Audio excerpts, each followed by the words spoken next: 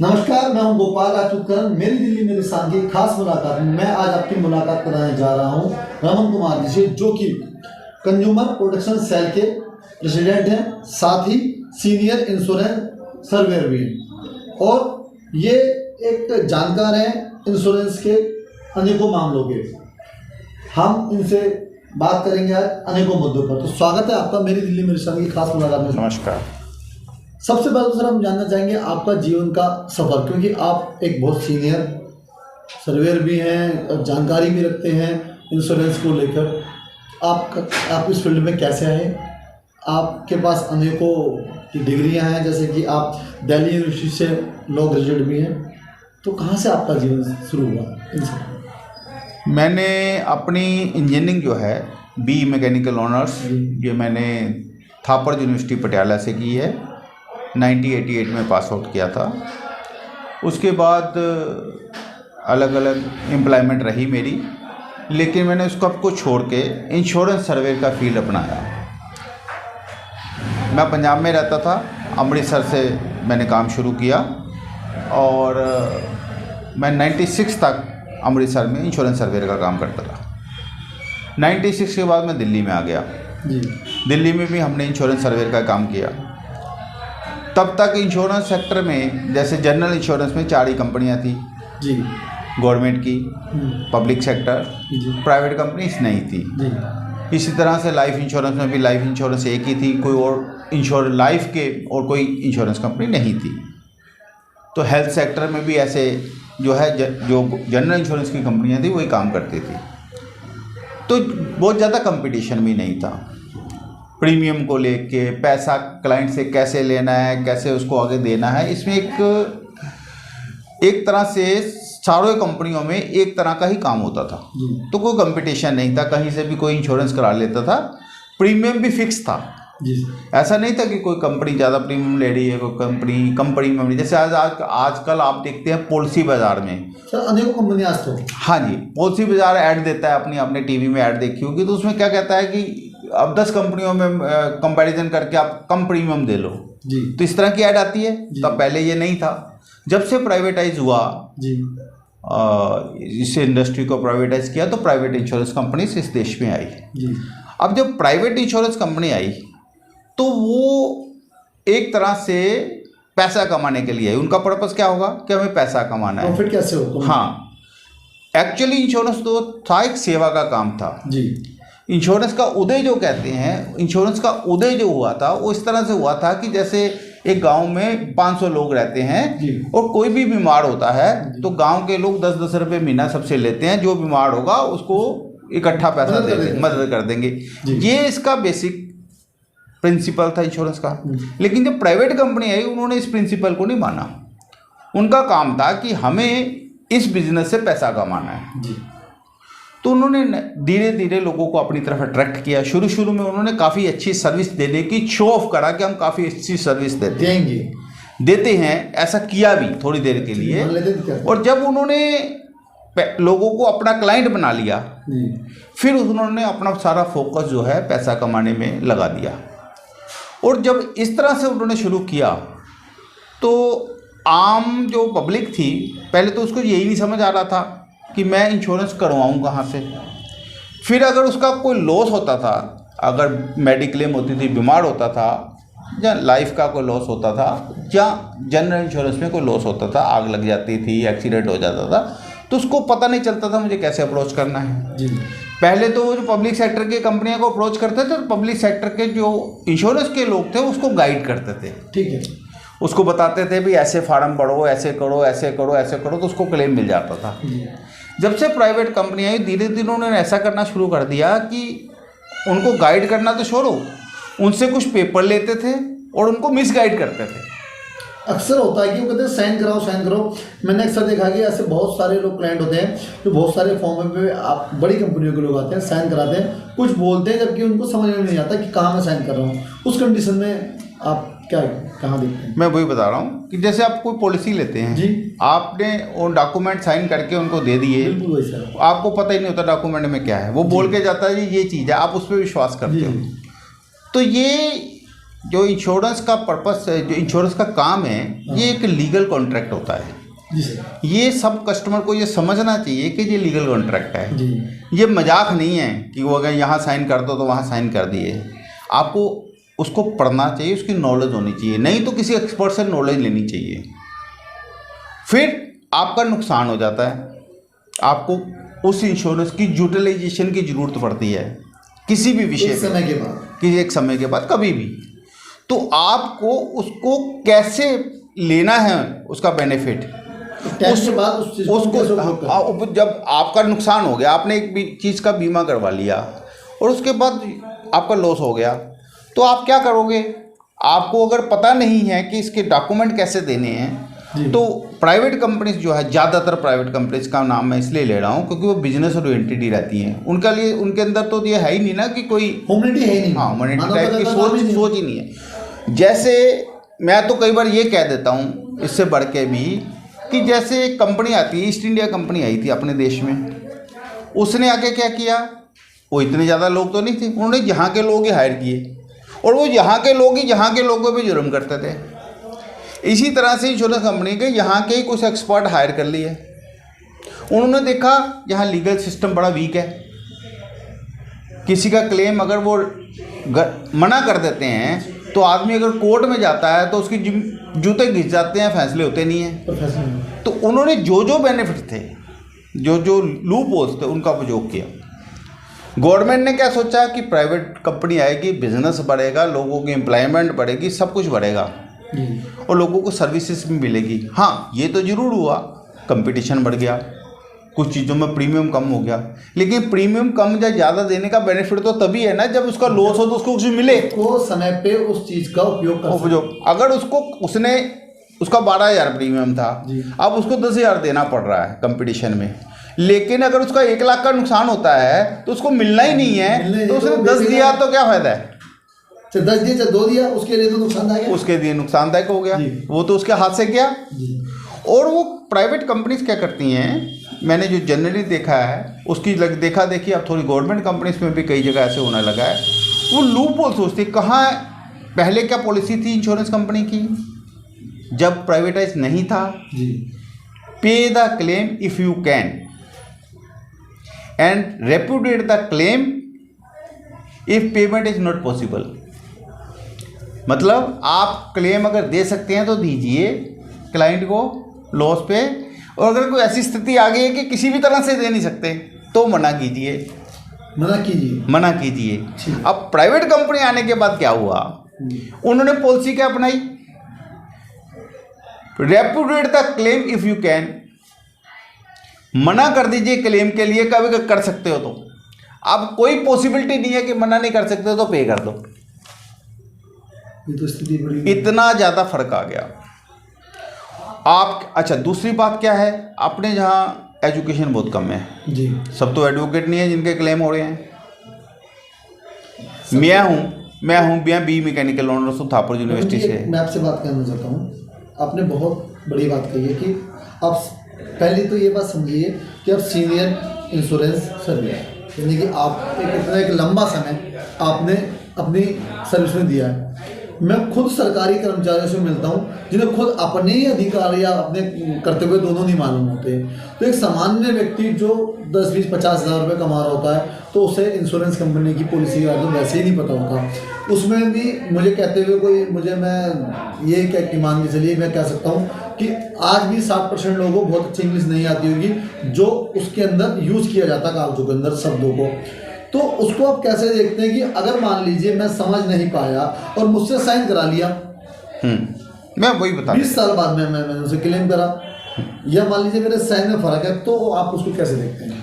मैं बताता हूँ आपको, मैं वही बता रहा था आपको कि अपने यहाँ जो बहुत सारे लोग ऐसे हैं जो इलिटरेट कह सकते हैं, ये पढ़े लिखे नहीं है, जो बात को समझते, उनको अगर जब भी कोई क्लेम होता है तो एक क्लेम फॉर्म भरना पड़ता है। बिल्कुल सही। क्लेम फॉर्म हर क्लेम में होता है, किसी भी तरह का क्लेम हो, चाहे लाइफ का हो, चाहे जर्नल का हो, आग लग जाए, चोरी हो जाए, एक्सीडेंट हो जाए, क्लेम फॉर्म तो भरना ही है। और क्लेम फॉर्म में ये कई चीज़ें ऐसी पूछी जाती हैं, कैसे हुआ, क्यों हुआ, कब हुआ, कैसे हुआ।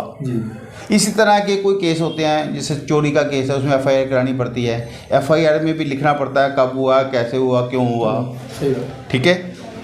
और उस चीज़ को तरीके से लिखना पड़ता है। अगर आप कोई लूप होल छोड़ देते हैं, पुलिस आई, आपने कुछ बोल दिया, उन्होंने कुछ लिख दिया, क्लेम फॉर्म में आपने कुछ लिख दिया, पुलिस रिपोर्ट में कुछ लिख दिया, जब इंश्योरेंस का कोई आदमी आपसे पूछना है, आपने कुछ और कह दिया। जब आपने इंश्योरेंस कंपनी में फ़ोन करके क्लेम लॉन्च किया, उनके टोल फ्री नंबर पे या कहीं भी, तो फिर उन्होंने पूछा तो आपने कुछ और बोल दिया। तो उन्हीं चीज़ों को लेके, जबकि आपका क्लेम सच्चा है, लेकिन कई बार क्या होता है कि हम जब हमारा लॉस होता है हम इतने घबराए होते हैं। मान लो एक आदमी है, उसकी गाड़ी चोरी होगी, उसके पास बेचारे के पास एक ही गाड़ी थी, ऐसे तो है नहीं कि सब लोग टाटा बिरला है यहाँ। अब एक आदमी के पास एक गाड़ी, एक स्कूटर रखा हुआ, बंदा घर चला रहा है अपना, सुबह तो उसी से काम पे जाता है, रात को पता चला उसकी गाड़ी चोरी होगी। वो इतना घबरा जाता है, उसको कुछ समझ नहीं आती, उसको तो लगता है यार मैं तो कल ऑफिस ही कैसे जाऊँगा। और इसी घबराहट में वो कुछ ना कुछ ऐसा काम कर देता है, एक छोटा मोटी गलती कर देता है। और ये जो कंपनीज हैं, इंश्योरेंस कंपनीज, ये उस गलती को पकड़ के उस क्लेम को बंद कर देती हैं। अब क्लेम बंद कर दिया, फाइल बंद कर दी, तो आप क्या करोगे? आप गवर्नमेंट ने एक पॉलिसी दे रखी है कि आप उसके ग्रीवियंस सेल को, संबंधित जो भी विभाग, हाँ, उसके ऑफिस के ग्रीवियंस सेल को अप्रोच करोगे, राइट। तो जब आप ग्रीवियंस सेल को अप्रोच करते हो, पहले तो ग्रीवियंस सेल का बंदा जो है उसी कंपनी का एम्प्लॉई है। अगर तो गवर्नमेंट कंपनी का ग्रीवियंस सेल में अप्रोच करोगे तो बंदा डिफरेंट है, उसकी नौकरी को छीन नहीं सकता, वो इंडिपेंडेंट डिसीजन ले सकता है। और प्राइवेट में अगर किसी ग्रीवियंस सेल को आप अप्रोच करते हो तो उसी का एम्प्लॉई है, उसी लाले से पैसे लेता है जिसने नो क्लेम किया, उसी मालिक से पैसे लेता है, तो वो उसके अगेंस्ट जा ही नहीं सकता। तो ग्रीवियंस सेल तो फेल हो गया। उस कंडीशन में कहाँ जाएगा? मैं बताऊँ, उसके बाद आता है इंश्योरेंस अमर्समेंट्स।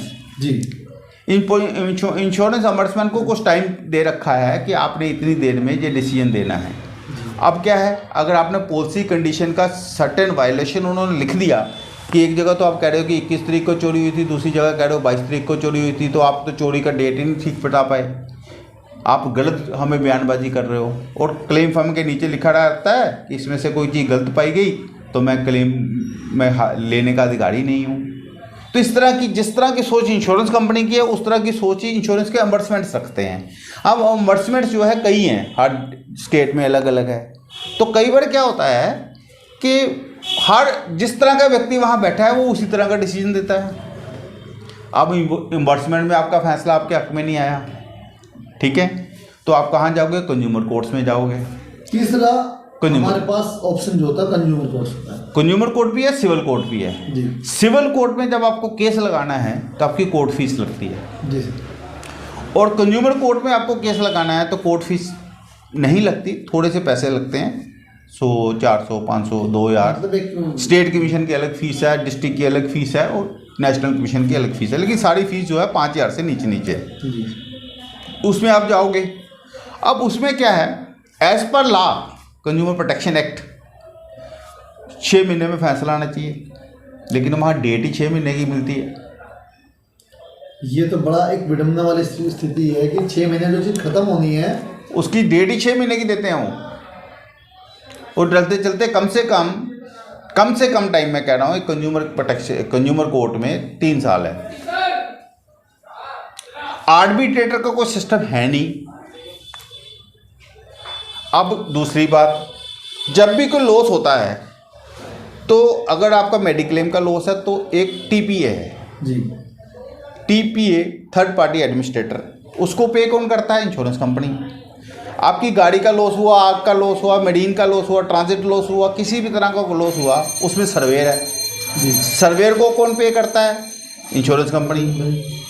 कोई आपकी गलती देखनी है, कहाँ एक्सीडेंट हुआ, उसको इन्वेस्टिगेट करना है तो इन्वेस्टिगेटर है। इन्वेस्टिगेटर को पे कौन करता है? Insurance company.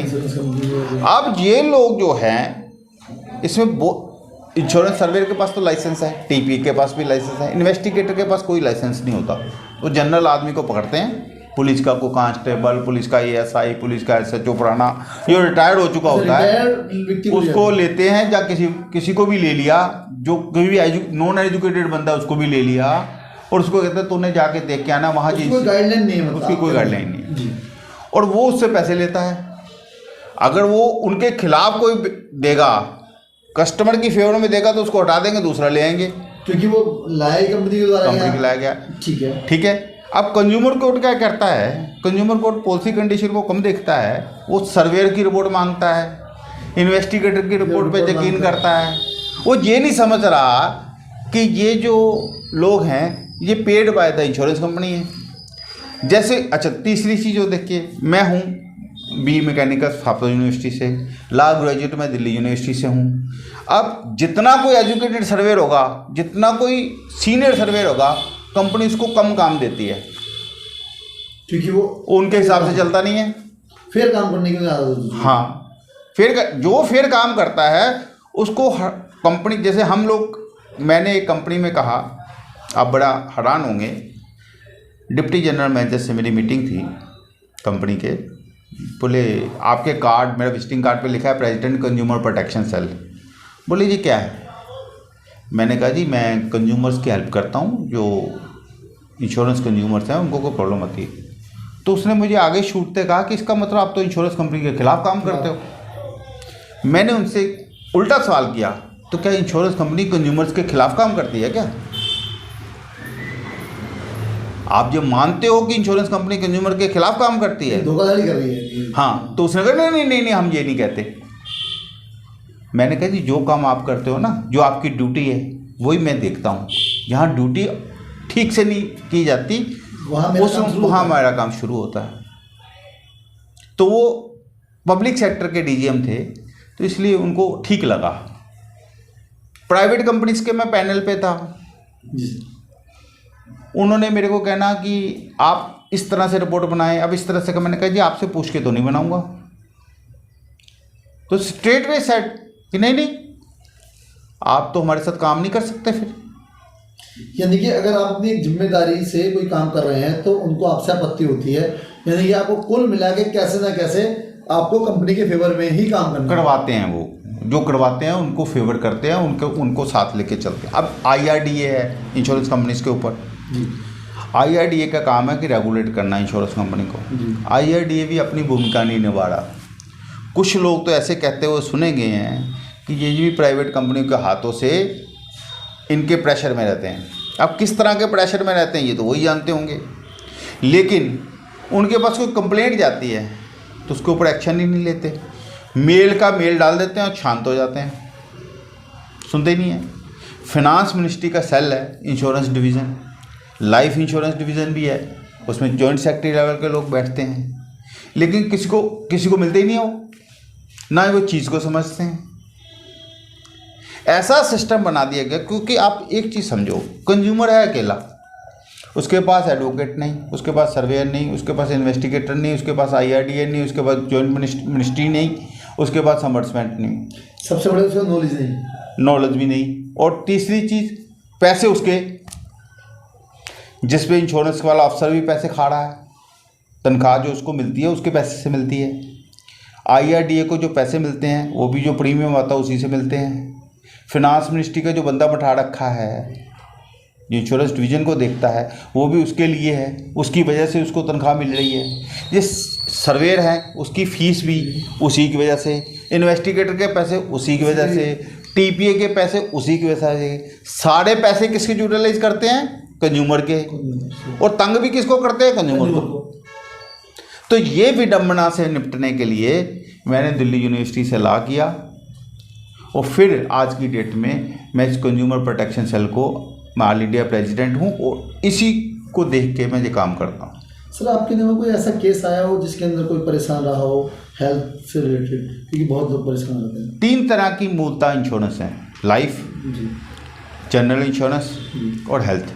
लाइफ में लाइफ का रिस्क जो आप कवर करते हैं, लाइफ LIC होती है, जैसे HDFC life, Reliance life types.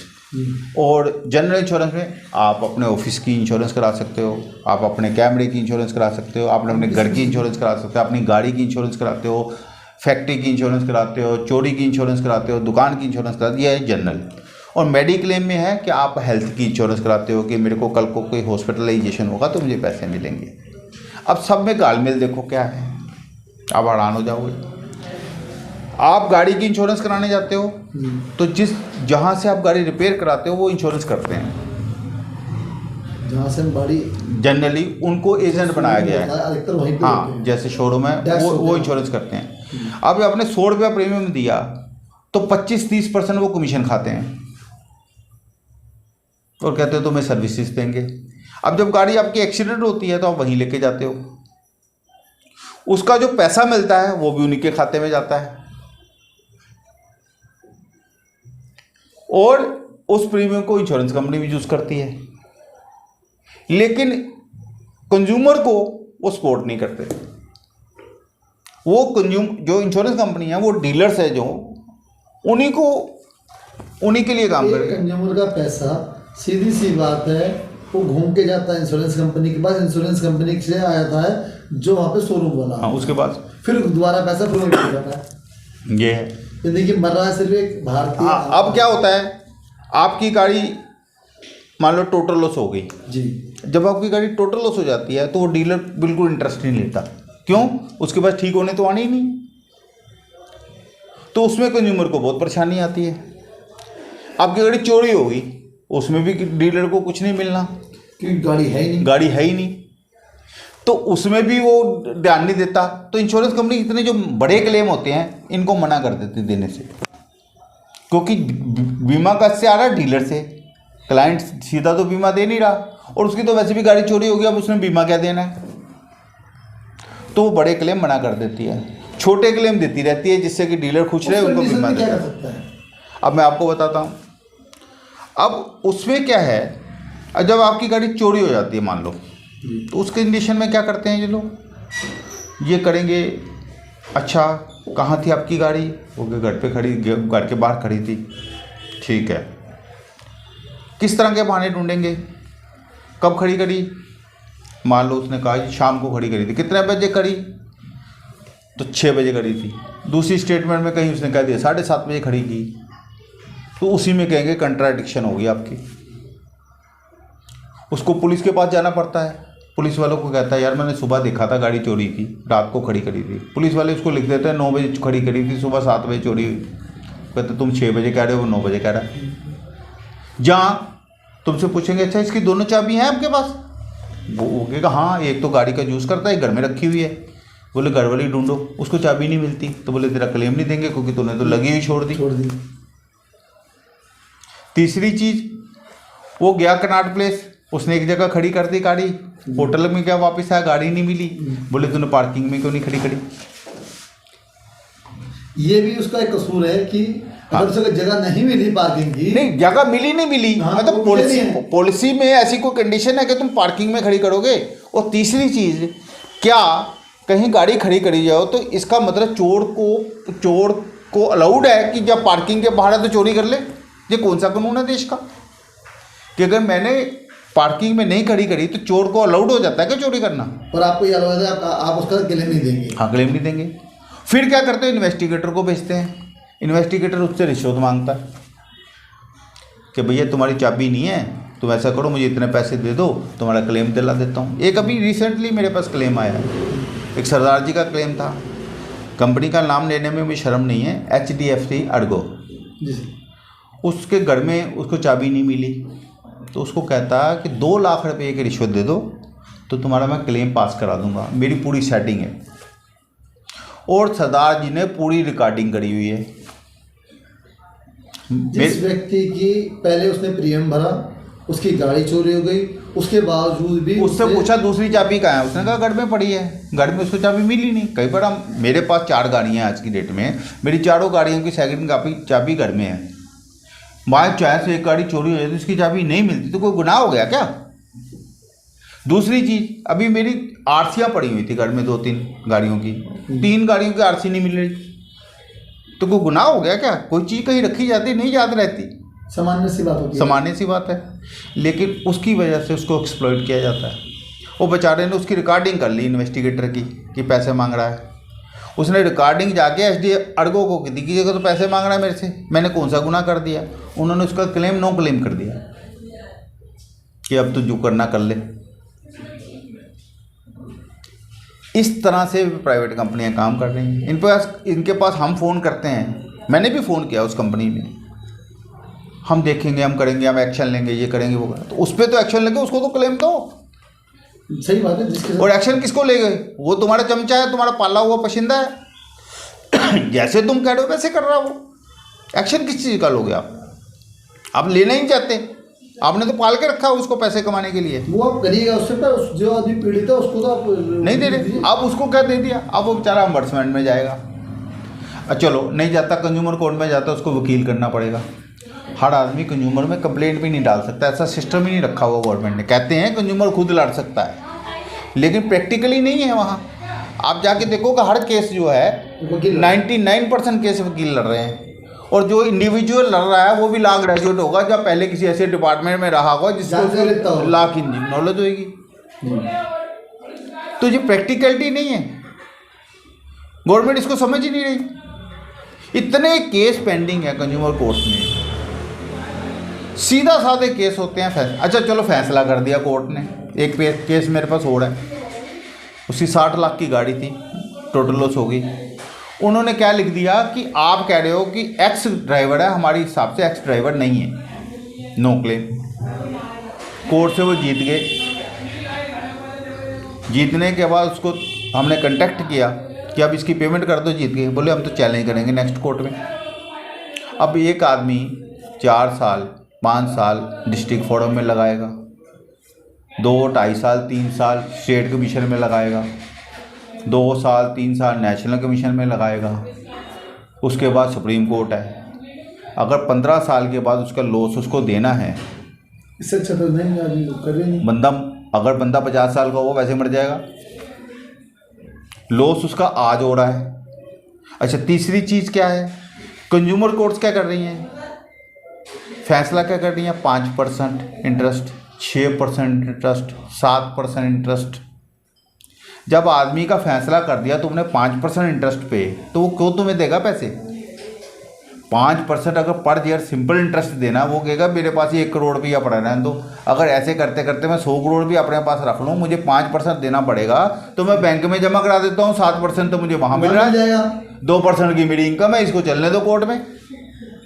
तो कंज्यूमर के जज हैं, रिटायर्ड जज होते हैं, लेकिन इतनी भी समझ नहीं है।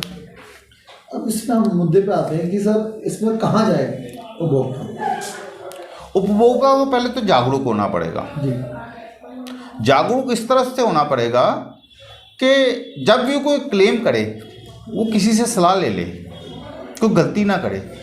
ओके। जैसे मैंने कहा ना, उनकी पॉलिसी क्या है, repudiate the claim if you can, pay the claim if you can't repudiate it. उसको मना नहीं कर सकते तो पे कर दो। तो ऐसी कोई सर्कमस्टांसेस ना पैदा होने दे कि जिससे वो मना कर सके। कोई तो कारण लिखेंगे, चाहे झूठा सच्चा, कोई कारण ही ना दे उनको जी। तो किसी प्रोफेशनल की थोड़ी सी सलाह ले ले। जैसे वो उन्होंने सर्वे रखे हुए हैं, तो आप भी किसी सर्वेयर से पूछ लो कि भैया थोड़ा कोऑपरेट करो। कि ये जो हमारे पास सेल है, अगर कोई व्यक्ति कहीं फंस जाता है या परेशानी हो रही है, आपके संपर्क में कैसे है और हम क्या उसकी मदद कर सकते हैं? हमारा जो कंज्यूमर प्रोटेक्शन सेल है, ये गवर्नमेंट रजिस्टर्ड बॉडी है जी। और बिल्कुल जैसे गवर्नमेंट के रूल्स है, रेगुलेशन है, उसी हिसाब से काम करता है।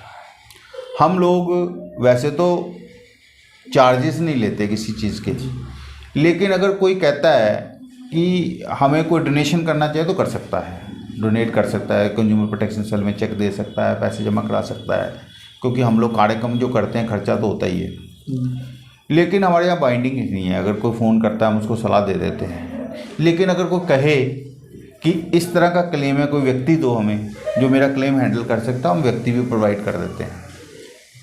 तीसरी चीज़, किसी को लगता है कि हमें ये लीगल प्रोसेस में हमें कंज्यूमर कोर्ट में जाना है, तो हमें कोई ड्राफ्टिंग करके दे दे, कोई समझा दे कैसे जाना है, तो हम वो भी गाइड कर देते हैं। सबसे ज़रूरी चीज़ होती है अम्बर्समेंट में कंप्लेंट करनी है, कैसे करनी है, हम वो समझा सकते हैं। ग्रीवियंस का कोई एड्रेस नहीं मिल रहा, किसी ऑफिसर का एड्रेस नहीं मिल रहा, तो हमसे ले लो। तो किसी भी तरह की आपको इंश्योरेंस रिलेटेड मैटर में तकलीफ़ आती है, आपको मैं लाइफ इंश्योरेंस का बताता हूँ। एक व्यक्ति मेरे पास आया कि हाँ, मैं यही आ रहा था, बात मैं रुक गया था कि लाइफ इंश्योरेंस ये क्या है कि सरकारी जो कंपनी थी, अभी ये भी शायद प्राइवेट ही हो गई है।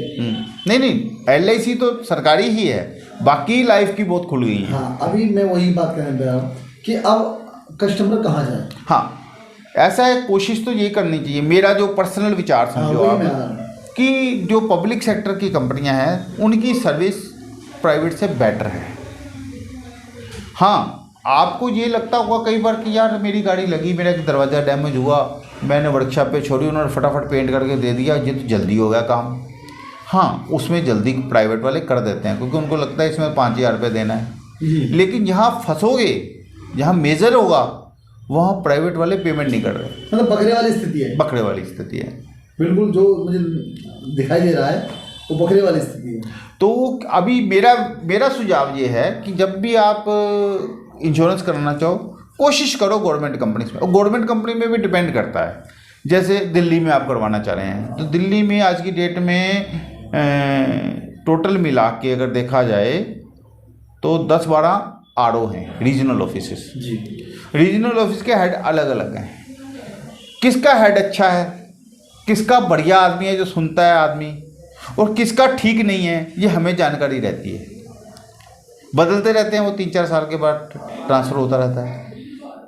ये जो गवर्नमेंट इंश्योरेंस कंपनी का सिस्टम है, ये डिपेंड करता है वहाँ के हेड कैसे हैं, वो कैसे ट्रीटमेंट देते हैं, ठीक है। लेकिन प्राइवेट में क्या है, लाला एक ही है, वो पॉलिसी डिसाइड करते हैं। आज हमारी यार ट्रक में क्लेम रेशियो ज़्यादा आ रही है, ट्रक के क्लेम रोक लो। आज में कार में प्रॉब्लम आ रही है, कार वाले रोक लो। आज इस फायर क्लेम में 80 करोड़ का नुकसान हो गया, इसको पे मत करो। सर्वेयर को कह के भेजते हैं कि भाई कुछ ही ऐसा ढूंढ के ला। यानी कि जहाँ पे भी उनको नुकसान हो रहा होता है वहीं पे वो कोई ना कोई, जहाँ मेजर चीज़ होती है ना, जैसे देखो वो एक पॉलिसी उनकी ओर है।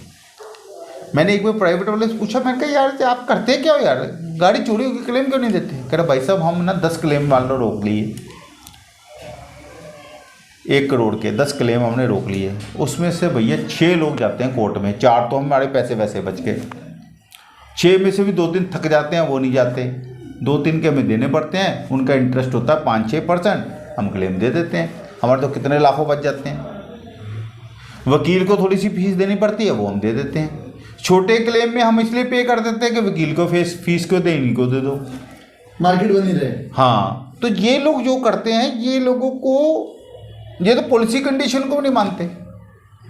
सर्वेयर्स हैं, इनके लिए ड्यूटीज़ हैं, रिस्पॉन्सिबिलिटीज़ हैं जो IRDA ने गाइडलाइंस दी हुई हैं कि आपने कैसे काम करना है, करते ही नहीं है। सर्वेयर की डेपुटेशन, सर्वेयर को अपॉइंट इंश्योर्ड खुद भी कर सकता है। एक चीज़ और है, आपकी गाड़ी का मैं बता रहा हूँ, लीगल राइट है कि इंश्योरेंस कंपनी जो सर्वेयर को अपॉइंट करना अपने, तो या तो इंश्योर्ड कर सकता है या इंश्योरेंस कंपनी कर सकती है, लेकिन यहाँ प्रोसीजर ही नहीं है। इंश्योर्ड को करते हुए मैंने तो आज तक देखा नहीं पॉलिसी में कहीं भी। उसे समझ नहीं आता होगा, उसको समझ आ भी जाता है तो वो कहते हैं हम नहीं मानते। अब वो कहे हम नहीं मानते तो आदमी इमीडिएटली कहाँ जाए? वो तो स्थिति एक विडंबना वाली होगी ना कि भाई मैं तो मानता ही नहीं कि मैं आपकी बात समझता ही नहीं। हाँ, आप कुछ भी कहते रहिए, कुछ भी करते रहिए। वो कहते हैं हमारा कर क्या लोगे? तो मैं तो गवर्नमेंट को भी कहना चाहता हूँ कि ये स्थिति को समझे, और कम से कम जो फिनांस मिनिस्ट्री में जॉइंट सेक्रेटरीज बैठे हैं, IRDA के चेयरमैन, IRDA के ऑफिसर बैठे हैं, उनको प्रैक्टिकली समझना चाहिए। कभी कभी अपनी गाड़ी का क्लेम लॉस करें और हाँ, और वो बन के करें, जनरल आदमी बन के। और ये ना कहे मैं IRDA का चेयरमैन हूँ, मेरी गाड़ी है, कहे मैं तो भैया मामूली आदमी हूँ, मेरी गाड़ी लग गई, कैसे करना। फिर उनको पता चलेगा ये क्या करते हैं। कई बार मैं जाके मिला हूँ, जॉइंट सेक्रेटरी को भी मिला हूँ, वो IRDA के चेयरमैन से तो मेरी मीटिंग नहीं हुई, लेकिन जॉइंट सेक्रेटरी लेवल के जो लोग हैं उन्होंने समझा है। एक बार मैं अपने जो राज्यसभा मंत्री हैं अनुराग ठाकुर जी, उनसे भी मिलने गया था इस विषय पे, उनसे भी मेरी मुलाकात हुई। मैंने कहा जी ऐसे हो रहा है, तो बोले अच्छा ये तो हमारी जानकारी में नहीं है। ये बात तो मैं मानता हूँ कि लोग सारी बातें उच्च लेवल पे लोगों को नहीं पता होती हैं, या केंद्रीय मंत्रियों को नहीं पता होती हैं। आप क्या मानते हैं आने वाली स्थिति को में जो वर्तमान स्थिति है, आने वाले समय से बदला जा सकता है? मैं बता रहा हूँ आपको, आने वाली स्थिति इससे और ज़्यादा गंभीर होने वाली है। आप हॉस्पिटल में जाएंगे, आपको क्लेम ही नहीं मिलना। हॉस्पिटल की कोई सेटिंग होएगी टीपीए से, तो वहाँ तो क्लेम मिल जाएगा। आप क्या करते हैं, आप एक हॉस्पिटल में जाएं, आप जाके कहें कि मेरे फलानी बीमारी है, वो आप कहेंगे कि हम आपको 30,000 रुपये देंगे। जैसे आप कह दोगे मेरी मेडिक्लेम, बोले 60,000 लगेगा।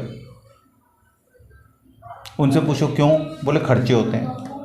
किसके खर्चे होते हैं, मुझे कोई बताए किसके खर्चे हैं, कौन खा रहा है वो 30,000 रुपया। ये तो मैं छोटी बात कर रहा हूँ।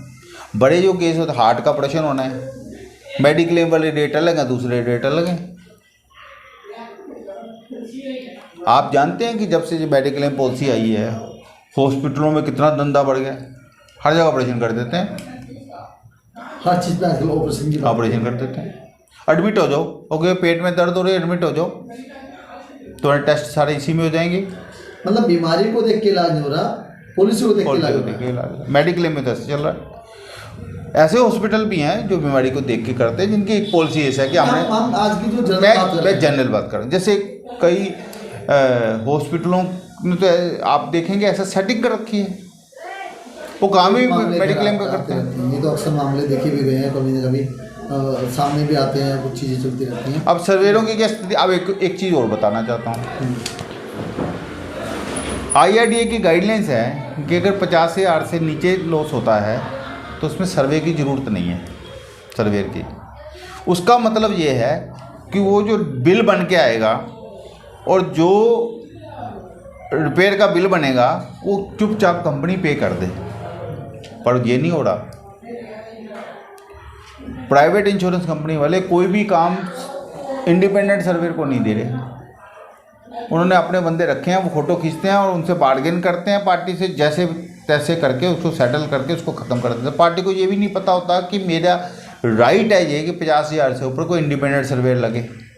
अगर कहीं उनको इमरजेंसी ज़रूरत पड़ती भी है कि इंडिपेंडेंट सर्वेयर लगाना है, तो ऐसा इंडिपेंडेंट सर्वेयर नहीं लगाएंगे जो जेन्युइन काम करे। उन्होंने कुछ लोग पाल रखे हैं अपने खाते में, यानी कि उन्हीं के लोग होते हैं, वो रिप्रेजेंट कर रहे हैं। कई केसों में तो ऐसा देखा गया है कि सर्वे रिपोर्ट ही नहीं बनी, नो क्लेम कर दिया। जब वो कोर्ट में गया तो उन्होंने सर्वेयरों को फ़ोन किया, कोई अपने जानकारी या पुरानी डेट में रिपोर्ट बना के दे दे, तो कई सर्वेयरों ने मना किया, तो किसी एक आध ने बना दी। तो इस तरह से जो प्राइवेट इंश्योरेंस कंपनी वाले, तो ये सोचो कि एक लाले की दुकान है जो तुम्हें लूटना चाहती है। मैं सबके लिए नहीं कह रहा, ये नहीं है गंभीर विषय। आज की जो परिस्थिति को देखते हो, ये मेजोरिटी ऐसी हो गई है, मेजोरिटी ऐसी हो गई है। कोई कंपनी ने कर दिया जी ऑटो सर्वे करो। ऑटो सर्वे क्या मतलब, आपकी गाड़ी लग गई, आप अपनी फ़ोटो खींचो आरसी की, अपने लाइसेंस की फ़ोटो खींचो, अपनी इंश्योरेंस की फ़ोटो खींचो, गाड़ी की चारों तरफ से फ़ोटो खींचो। वो बम्बे बैठे हुए हैं, वहीं से देंगे जी आपको तो हम 8,000 रुपया देंगे, इस चीज़ का इस चीज़ का नहीं देंगे। उनसे पूछो क्यों, हमें ठीक नहीं लग रहा। अरे गाड़ी तो दिल्ली में है, तुम मुंबई से जवाब दे रहे हो। अब वो 10,000 के लिए 20,000 के लिए आदमी ना तो कोर्ट जा सकता, समझिए ना। अब 20,000 तो वकील मांग लेगा जी। इसमें आप समझो आदमी इतना फ्रस्ट्रेटेड हो जाता है, वो कहता 20,000 छोड़ यार, 50,000 छोड़। ऐसे भी लोग देखे हैं जो 5-5 लाख भी छोड़ देते हैं। यार कौन किच किच में पड़े, 5 लाख भी छोड़ दे वाले। लोगों के दिमाग में इसके बारे में सोच बदल रही है। अच्छा, जो कुछ प्रोफेशनल भी है, ऐसा नहीं है वन साइडेड है, कुछ प्रोफेशनल हैं, उनको क्लेम लेना आता है, वो गलत क्लेम भी ले लेते हैं कई बार। स्थिति नहीं गंभीर है। गलत क्लेम कैसे कि मैनिपुलेशन करते हैं और उसका क्लेम ले लेते हैं, वो भी सेटिंग से लेते हैं। उन लोगों को क्लेम मिल जाता है जो आदमी शरीफ आदमी है, जिसको बेचारे को पहली बार क्लेम हो गया गलती से, उसकी गाड़ी चोरी हो गई, उसकी गाड़ी एक्सीडेंट हो गई, बेचारा पागल हो जाता है कि यार ये किस सिस्टम क्या है। अच्छा, कमर्शियल गाड़ी वाले हैं जी। अब एक ट्रक है, रोज़ के 4,000 रुपये कमा रहा है, 3,000 रुपये कमा रहा है, ठीक है।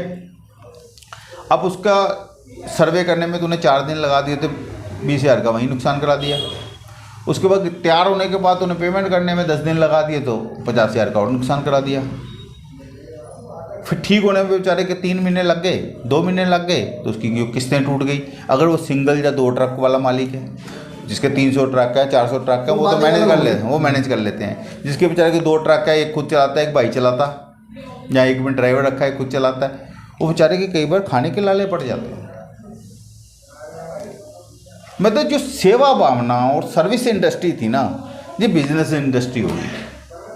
और इसमें ना तो IRDA ध्यान दे रहा है, ना फाइनेंस मिनिस्ट्री ध्यान दे रही है। अच्छा, लाज ये है कि अगर इंश्योरेंस कंपनी का एक पास एक लाइसेंस होता है, IRDA देता है, अगर इंश्योरेंस कंपनी प्रॉपर वे से काम नहीं कर सकती, उसका लाइसेंस कैंसिल हो सकता है। IRDA क्या करता है, उनको फाइन कर देता है। अगर इंश्योरेंस, अभी मैं आपको एग्जांपल देता हूँ, आपकी गाड़ी की इंश्योरेंस 2 लाख है, आपकी गाड़ी चोरी होगी, कंपनी कहती है 2.25 ले लो, 1.5 ले लो, आप सेटल कर लेते हैं। ये कर नहीं सकते, एज पर गाइडलाइंस मना है, जितने की इंश्योरेंस है सारे पैसे देने हैं जी। अब इस तरह के इंश्योरेंस कंपनी ने 500 केस कर लिए जी। और उसने अपना ना 100 करोड़ रुपया बचा लिया। कंप्लेंट्स गई IRDA के पास, जिस कंपनी की कंप्लेंट गई उसने इन्वेस्टिगेशन कराया। पहले तो इन्वेस्टिगेशन में खर्चा किया हुआ IRDA ने जी। उसके बाद उनको फाइन किया 5 लाख रुपया। अब वो बहुत खुश है कि हमने तो 100 करोड़ बचा लिया, और 5 लाख दे दिया। और अगली बार कह दिया दोबारा करोगे तो 50 लाख फाइन करेंगे। वो फिर करेंगे, क्यों नहीं करेंगे? फिर 100 करोड़ बचा के 50 लाख 50 करोड़ कमा के 50 लाख दे देंगे तुम्हें। मतलब मेरी समझ नहीं लगती, इतने बड़े IAS लेवल के लोग हैं, इनकी बुद्धि कहाँ है? बात ही नहीं समझ आ रही। ये देखिए, हिंदुस्तान को ज़रूरत है आज चीज़ों को समझने की, और अब मुझे लगता है कि हमें जागरूक होना पड़ेगा कानून को। अब तो ऐसा स्थिति आने वाली है कि कोई कंज्यूमर सेना बने। अगर एक कंज्यूमर का काम नहीं होता तो सेना के 50 लोग उस दफ्तर में पहुंच जाएंगे कि अब तुम्हें दफ्तर नहीं चलाने देंगे, हमारे बंदे का काम होगा। क्यों? अगर आपको इमीडिएटली रिजल्ट लेना है, क्योंकि वैसे रिजल्ट क्या है, वैसे रिजल्ट आपका इतना लंबा, वो कहते तुम लेते रहो यार, हमारा का बिगाड़ लो। आप अभी इंश्योरेंस कंपनी को बात करके देखो तो आपको जवाब देंगे हमने मना कर दिया, तुमने जो करना कर लो। इस तरह की लैंग्वेज यूज़ करते हैं, सेटिस्फाई नहीं करते कि हमने मना क्यों किया, कि हमने तो आपको चिट्ठी डाल दी, आपको जो करना कर लो। अब उनसे कहें कि किस बेसिस पे किया, वो डॉक्यूमेंट दे दो, बोले हम नहीं देंगे, तुमने जो करना कर लो। लैंग्वेज ही यूज़ करते हैं। तो इसके लिए कंज्यूमर्स को इकट्ठा होके, अगर एक कंज्यूमर को कोई प्रॉब्लम आती है तो उसकी जगह 50 कंज्यूमर ऑर्गेनाइजेशन खड़ी हो जाएं, इस तरह के काम की ज़रूरत है। तो आज हमने बात करी रमन जी से, उन्होंने बताया किस तरह हिंदुस्तान के कंज्यूमरों को पिसना पड़ रहा है और अलग अलग रहकर नुकसान सहना पड़ रहा है। अब समय आ गया है हिंदुस्तान के समस्त कंज्यूमर, जो चाहे हेल्थ से संबंध रखता हो, चाहे किसी भी और उसको क्लेम लेना हो, वो एक प्लेटफॉर्म पर आए और साथ मिलकर अपने न्याय की मांग करें। जब ही देश बदल सकता है, अन्यथा आने वाला समय इससे भी भयंकर है, ऐसा मानना है हमारे रमन जी का। इन्होंने हमें हर प्रकार की जानकारी दी इंश्योरेंस से संबंधित। आज के लिए इतना ही, हम इनसे फिर बात करेंगे और नए केसों को लेके। मेरी दिल्ली मेरे शान की खास मुलाकात में इतना है।